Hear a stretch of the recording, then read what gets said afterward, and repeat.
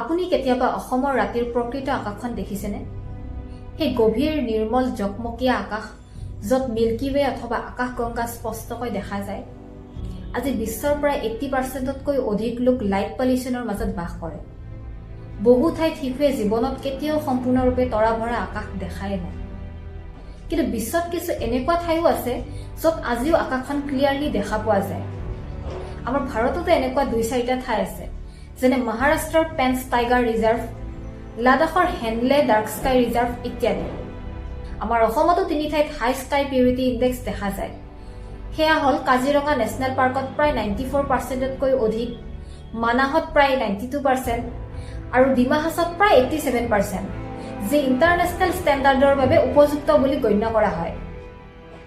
এই অভিযানৰ অধীনত কোৰ ফৰেষ্ট জোনত জিৰ' লাইট পলিচি থাকিব, বাফাৰ জোনত তলমুখী LED পোহৰ ব্যৱস্থা আৰু স্মাৰ্ট লাইটিং কণ্ট্ৰল চিষ্টেম স্থাপন কৰা হ'ব। লগতে দীৰ্ঘ সময়লৈ আকাশৰ পোহৰ নিৰীক্ষণৰ বাবে ইণ্ডিয়ান ইনষ্টিটিউট অৱ এষ্ট্ৰফিজিক্সৰ সৈতে সহযোগিতাৰ পৰিকল্পনা আছে। আজিৰ অসমে কেৱল বন, জীৱ-জন্তু বা অন্যান্য প্ৰাকৃতিক সম্পদৰ সংৰক্ষণৰ কথাই নহয়, তাৰ উপৰিও আকাশৰ প্ৰাকৃতিক ঐতিহ্যক সংৰক্ষণৰ কথাও ভাবিছে।